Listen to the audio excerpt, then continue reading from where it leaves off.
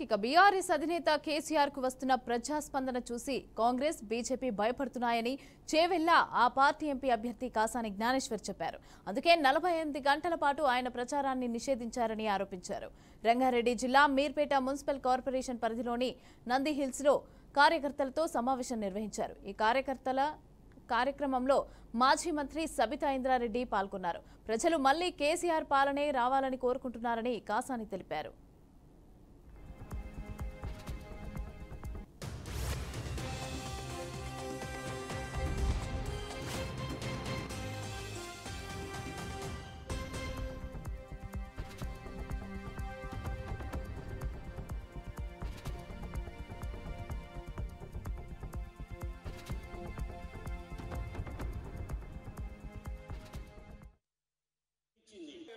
మూడో తారీఖున జరగబోయే ఎలక్షన్స్ లోపల పెద్ద ఎత్తున మహిళలతో కూడుకున్నటువంటి సమాజం లోపల మంచి జరగాలన్న ఉద్దేశంతో ఎన్నికలు ఎంతో దూరం లేవు, 12 రోజులు ఉంది.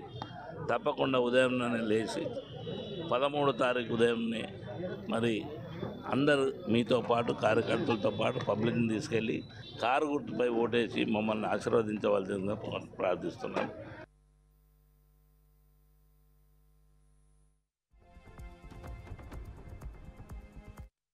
గతంలో కేసీఆర్ ఎవరు పంపినా చేవెళ్ల ప్రజలు గెలిపించారని మాజీ మంత్రి సబితా ఇంద్రారెడ్డి తెలిపారు.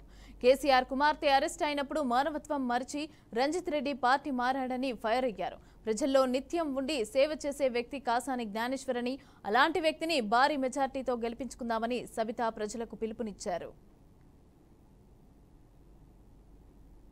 దేశవ్యాప్తంగా జరుగుతున్న పార్లమెంట్ ఎన్నికల్లో చేవెళ్ల పార్లమెంట్ అభ్యర్థిగా కాసాని జ్ఞానేశ్వర్ గారిని అత్యధిక మెజార్టీతో గెలిపించమని కోరుతూ ఇక్కడ కార్యక్రమాన్ని ఏర్పాటు చేయడం జరిగింది.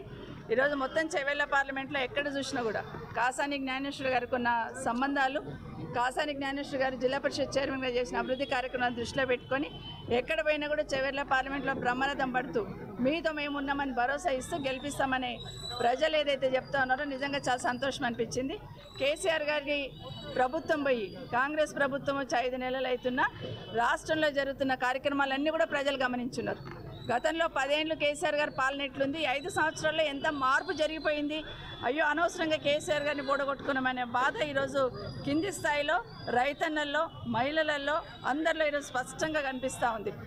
గ్రామాలకు వెళ్తే కరెంటు లేక పంటలు ఎండిపోయి నీళ్లు తాగడానికి మిషన్ భగీరథ లాంటి నీళ్లు కూడా రాక అయ్యో కరెంటు పోయినప్పుడు అయ్యో కేసీఆర్ను బొడగొట్టుకుంటామనే ఫీలింగ్ ఈరోజు ప్రజలలో స్పష్టంగా కనిపిస్తున్న విషయాన్ని ఒకసారి గుర్తు చేసుకుంటూ ఈ ఎన్నికల్లో ఇప్పుడున్న ప్రభుత్వం బాధ్యతగా పనిచేయాలంటే ఖచ్చితంగా వాళ్లకు కర్రు గార్చి వాత పెట్టాల్సిన అవసరం ఉంది.